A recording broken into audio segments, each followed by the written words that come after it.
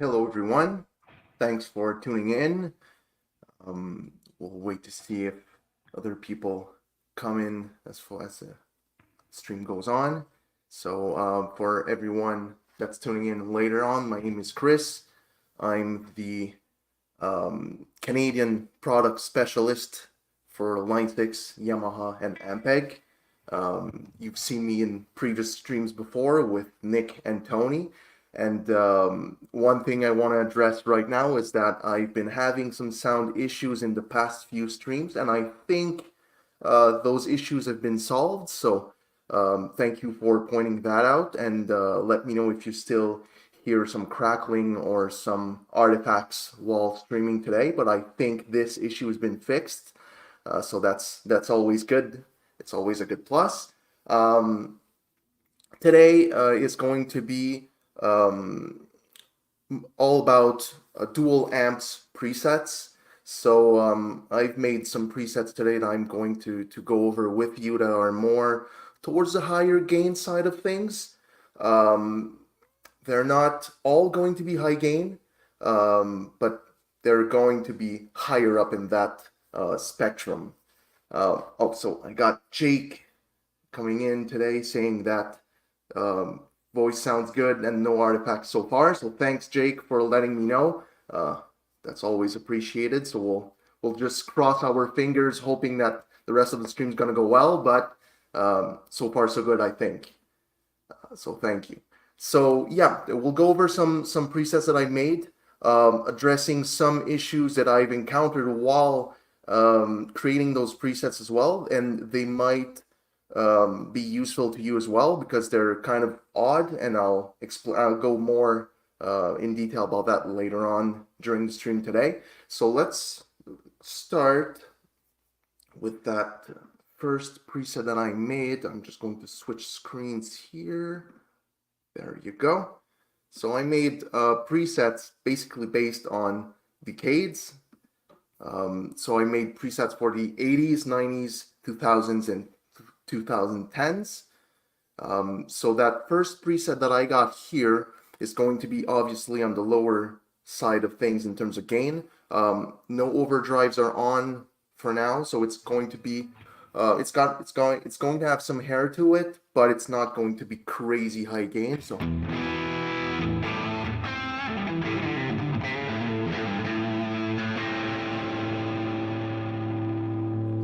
let's just turn that crazy reverb off so it doesn't get too muddy while I'm playing. So for this preset, I've used the Solo Lead Crunch, which is a staple amp from the 80s. If you think Hot Rod era, when everyone was trying to get higher gain settings with the amps of the time, it's one of the pillars of high gain, in my opinion. Very important amp for that era. It's still not super gainy, as you can hear. So even though the drive on the amp is set at 7 out of 10, but let's hear it again.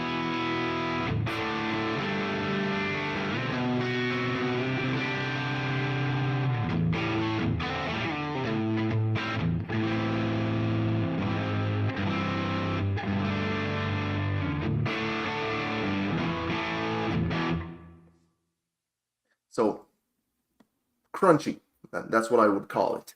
And it's paired with the Cali 4 Rhythm. I know it's a bit more of a modern amp than the Solo Lead, but it kind of it's got that sound, that earlier almost metal sound. So it's very fun to use paired with the Solo Lead. And what's also super fun is that on their own they sound kind of bland, and they don't have a lot of oomph to them. So I'm just going to demonstrate here that because the two inputs here are set to multi, so if I just take one out of the equation, it'll sound way different. So together, once again.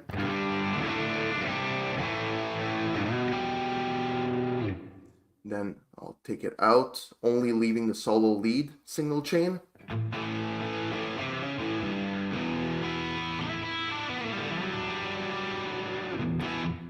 very bright, not a lot of mids, and not a lot of bass, so it's not really present more than it is shrill, right?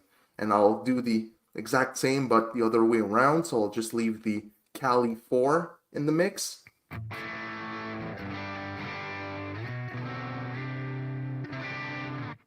So once again, super, super shrill, a bit more bassy than the other one, but super scooped. But if you put them back together,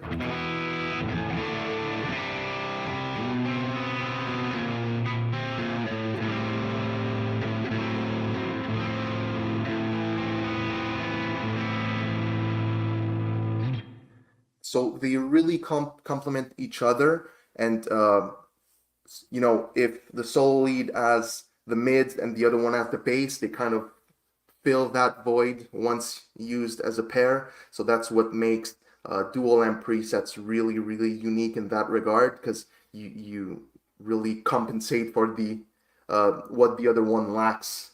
So for cabs, for the solo lead, I use the Uber T75. So the T75 is a pretty classic speaker choice for that kind of sound. It's really bright.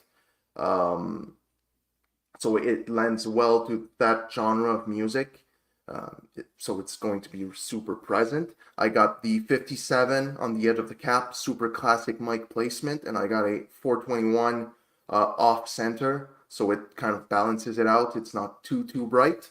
And for the Cali 4, I got the XXL V30, so a bit of more of a modern speaker choice, even though it's been around for a long time, with a 160 ribbon really close to the dust cap and a 906 dynamic almost on the edge of the cap to once again kind of balance it out and add some brightness to the super bassy Cali 4. So I've seen some comments here. So Going Bananas says that they if they would have gotten the Line 6 when it came out, they would have had it for 5 years instead of 6 months. That's awesome, but it's still going to be around for a long time, so you're going to be able to enjoy it for quite a while. So hope you like it so far, and feel free to share some of the amps that you use on the daily and what you like as well.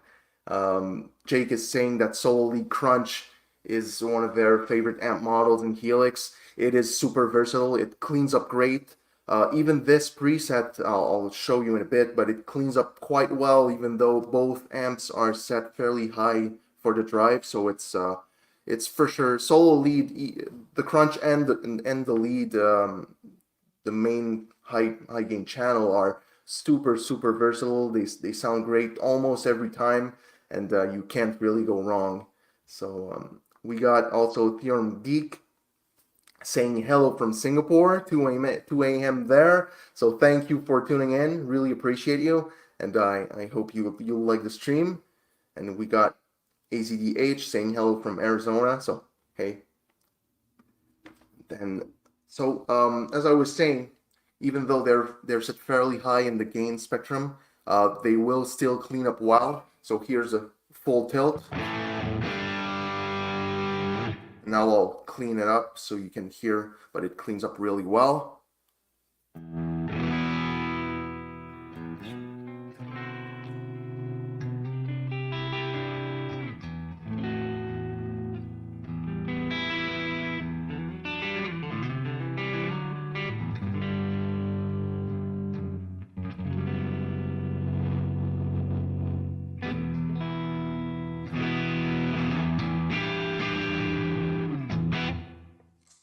So it's still going to have quite a bit of hair to it because of all the brightness that comes from both the amps, but it can clean up really well and enough to my taste, because I don't like fully clean. I like it to have a bit of hair to it, so it's got more character per se. So yeah, that's a good way of having both best of both worlds, really. So we got high gain on full tilt, and then you got the fairly clean stuff.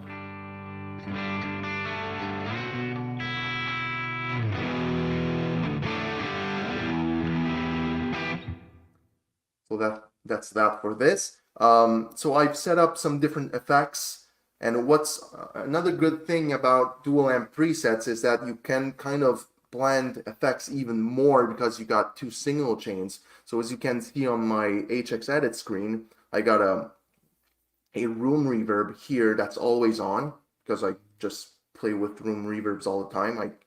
Otherwise it's a bit dry to my taste. So you can really kind of hear it, but not too much. And since it's only in one of the signal chains, um, it's blended even more. So since it's at 50% mix, you can kind of think of it as it being at 25 in a way, because it only affects that first single chain here. And I got a delay on the second one that's not on at the moment, but I'll kick it in just so you can hear. So even though the mix is at 44%, you cannot hear it that much. So it's not mixed enough to where you can hear it over the notes I'm playing. So it's just a nice trail when I just stop playing. So it's just.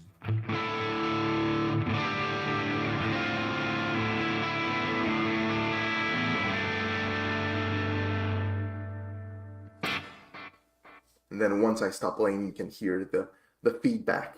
So that's a nice way to blend effects.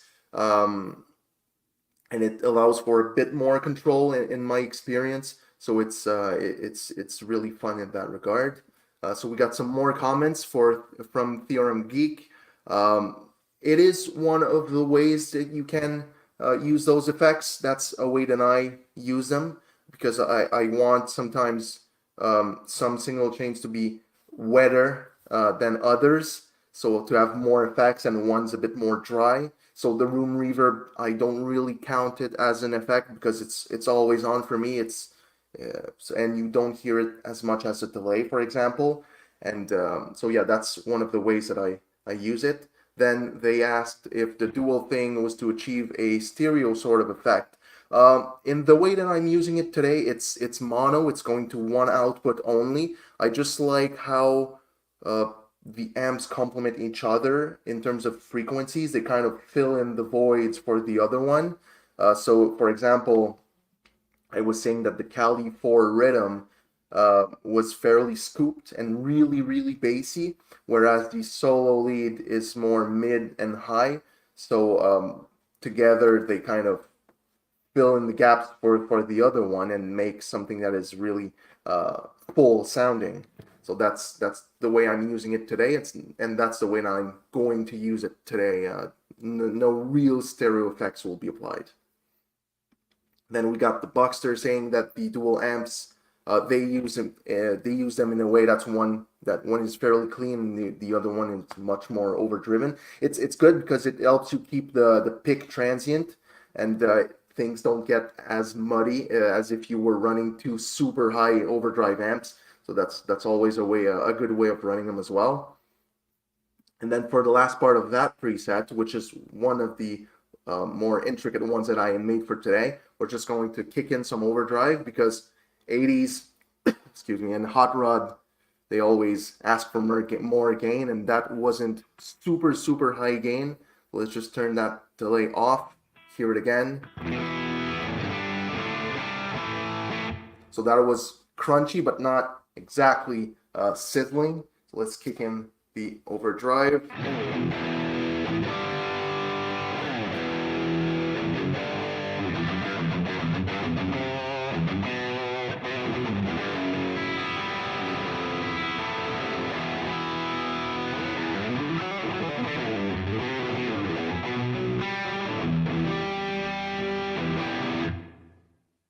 And then for those amps, I use the Hedgehog D9 just to tighten up the front end a bit and add more mids to an already super mid-forward amp.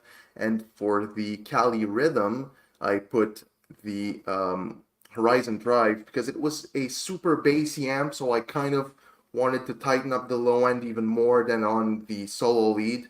So I get really the classic sort of going towards thrash metal sound, really tight, bright, and aggressive, really responsive pick attack.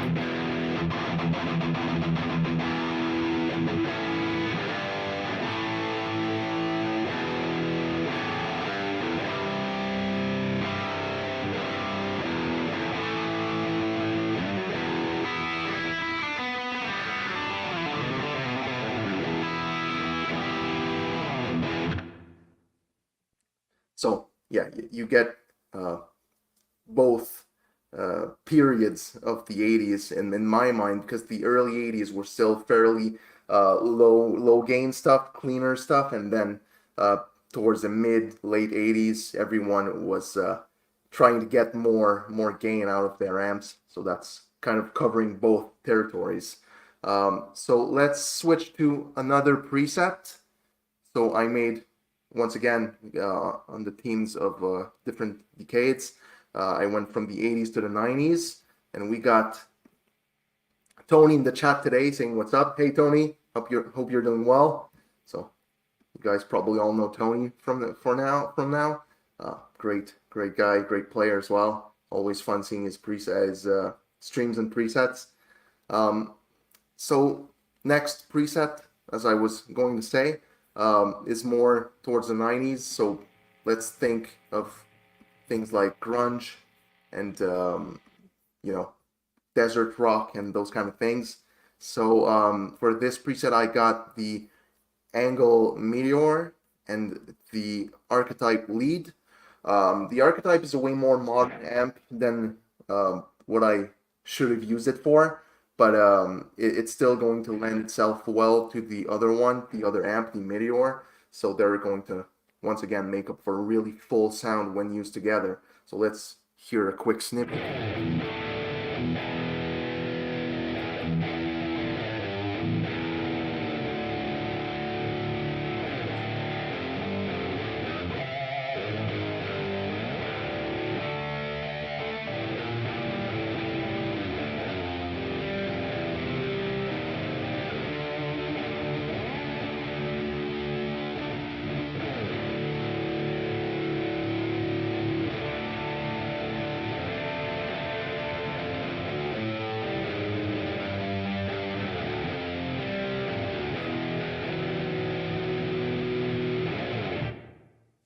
So once again, if we take one out of the equation, it's going to sound really thinner in a way. So let's hear both together once again.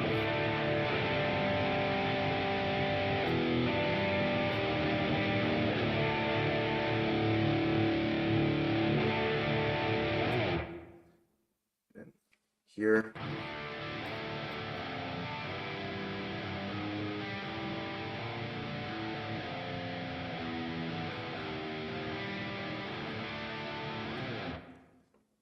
So super thin, kind of bassy, no mids. So it's not really what I personally like. Let's hear the other one by itself. So I'm just going to put this one back here and switch this one out.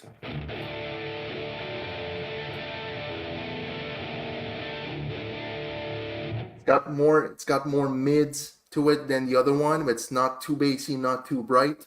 So once again, when paired together, best of both worlds.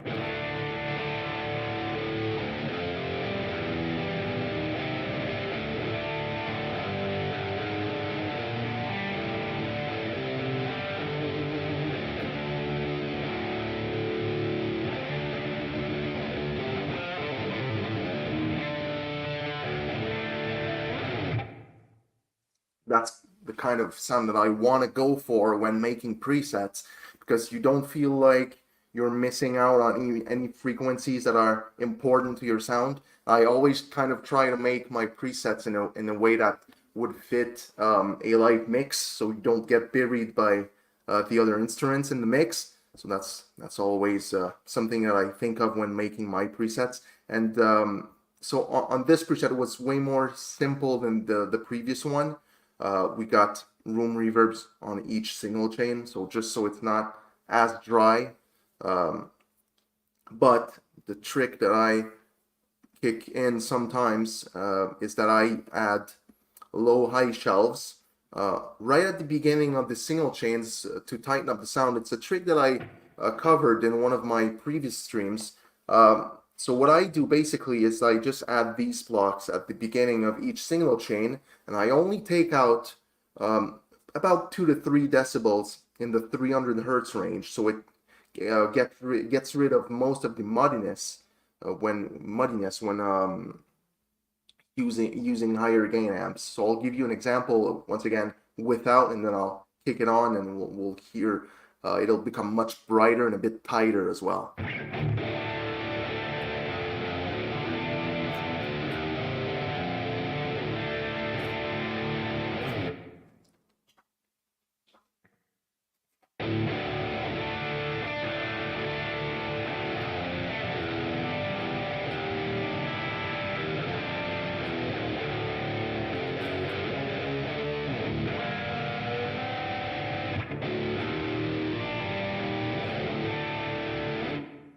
So I'll just kick it off again so we can hear it, because it took me a couple seconds to find the switch. So that's on once again. It's going to be bright and a bit tighter.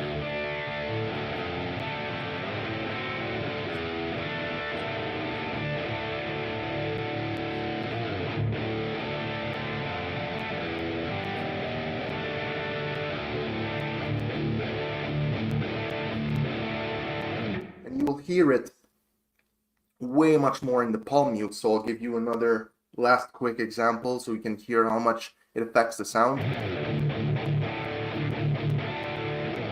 And then on.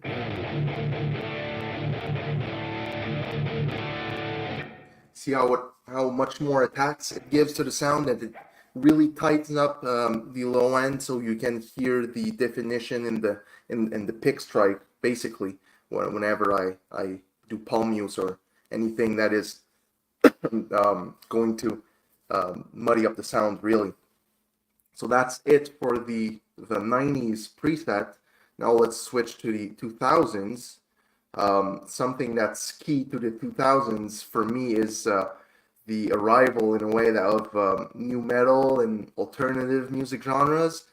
So for this one, we're not going to be playing in drop D, which is what I was playing in right now, because it's going to be way too bright and it's not going to fit in with the preset that I made. So I'm just going to kick in that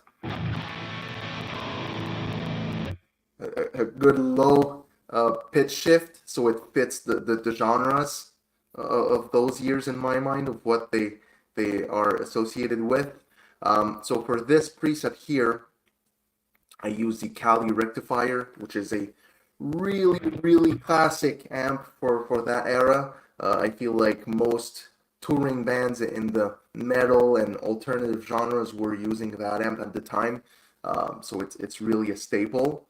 Paired with the Das Benson Mega, which is another super popular amp from that era as well. Super high gain. Both of them are super bassy, and they really lend themselves well to those kind of genres of music.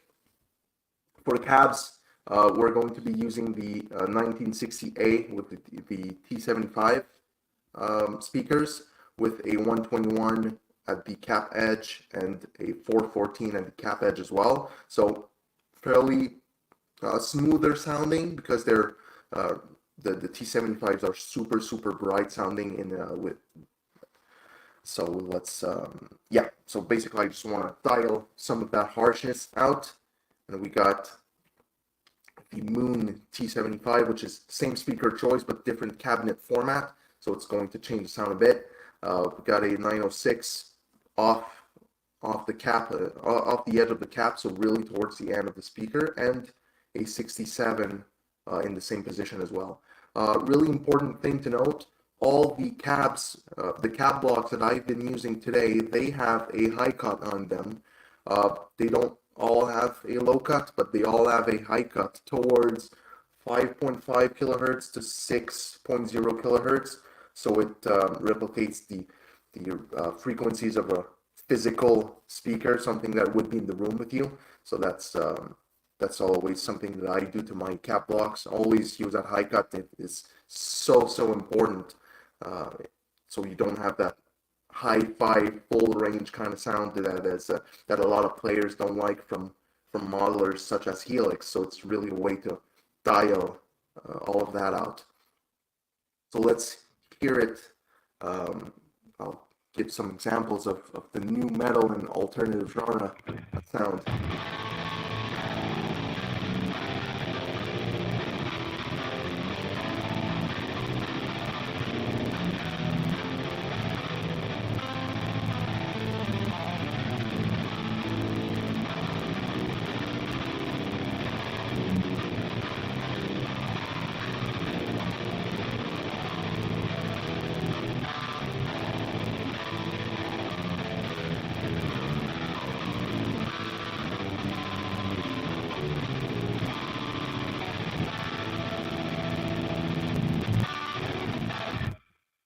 So super scooped in the mids, tons of bass, tons of high, and low tunings is what makes for that kind of sound in my head when I think of the early 2000s.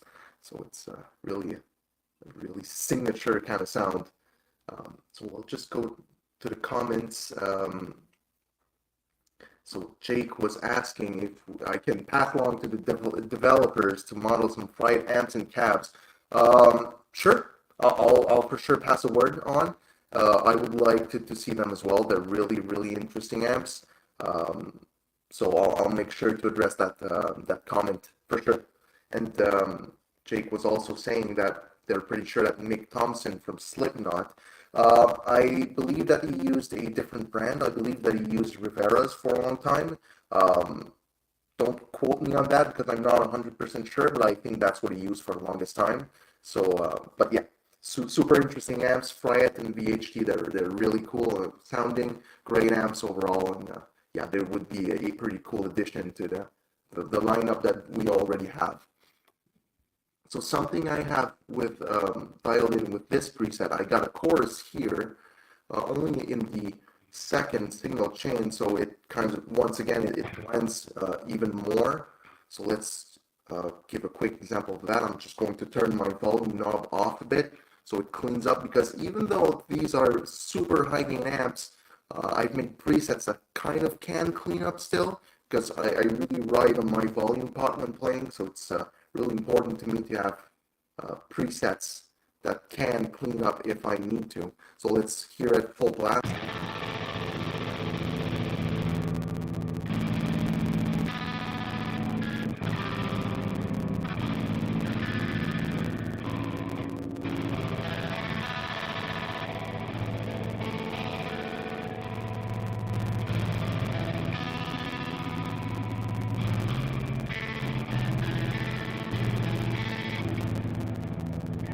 So it's still high gain, but in comparison to when my volume pot was on 10, it's fairly clean-ish. So let's turn that chorus on so we can hear how well it blends when cleaning up the guitar with the volume pot as well. So once again.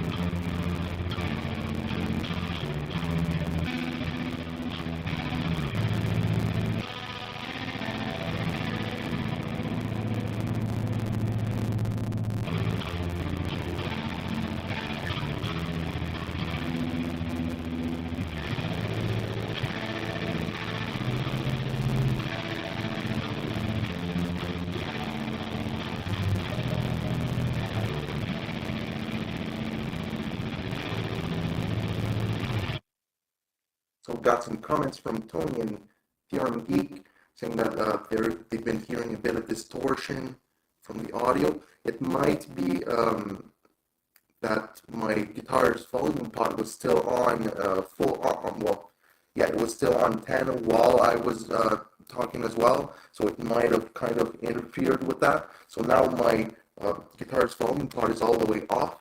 So if you hear distortion in my mic audio right now, just let me know. But I think it was what was affecting the sound. I think it should be clean now. But yeah. So the last preset, well, yeah, that's pretty much it for the 2000s. So lots of gain, tuned low, and everything. But yeah, we'll switch to the last preset. The last half half of the last preset I got for today, which is 2010s. When I think of the 2010s, if I think high gain, it's going to be even more gain, lower tunings even, and really tight modern sounds. So I'll explain this preset quick and then we'll switch to the other one. But yeah, I'll just okay, I got some more comments saying that we got distortion. Um, okay, I'll just, if it still distorts super badly, I think I'll just join again. Give me one quick second.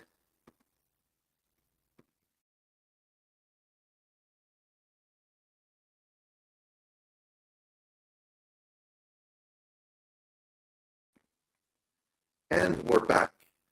So I restarted OBS to see if it solves the issue. Let's just hope that it solved my problem for now. At least compared to my previous stream where I was having issues, I think we lasted quite a good bit because it's been going on for half an hour. So if it just started now, I'll work on it, but I think it's better than the previous ones.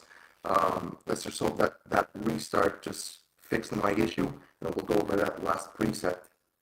Um, okay, Geek was saying that I still got the electric fan voice effect. Um, okay, give me one quick second then.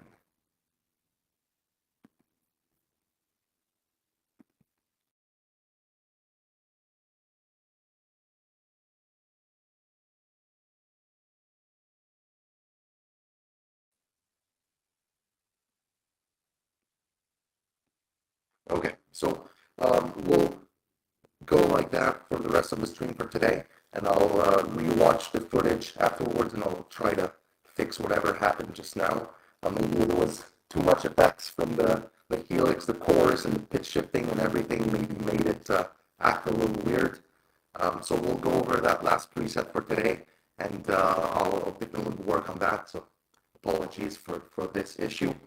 So yeah, what I was saying is that when I think of high gain in the 2010s, I think of really tight, modern high gain sounds. So this is going to be, and super drop tunings. So it just sounds like.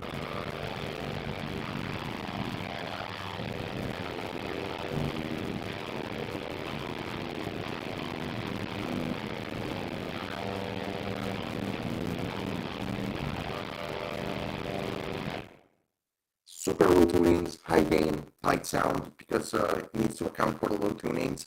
Um, you might have heard, I don't know how well it will translate to the stream, especially since we've been having little issues sound-wise, but it kind of sounded like the phase was off, and it sometimes happened with dual amp presets, especially if you add effects like pitch shifter, because in themselves they add artifacts to the sound, so it will accentuate the phase relation between the two amps, the two signal chains.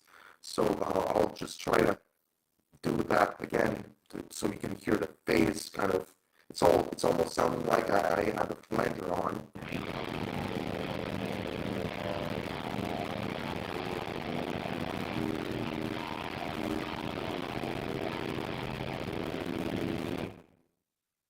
So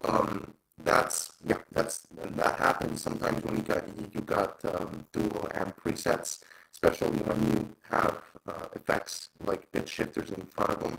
So the solution I find for that issue is to basically um, change out some of these settings in the cab department.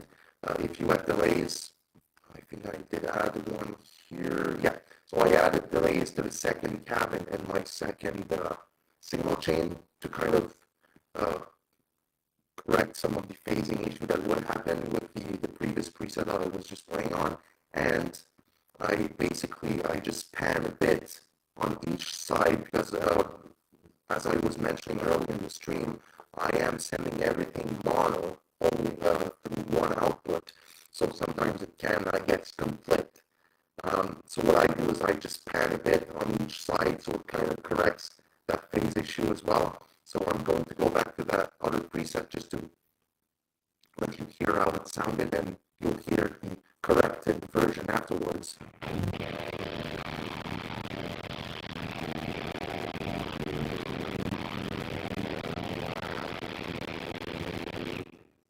Then let's switch.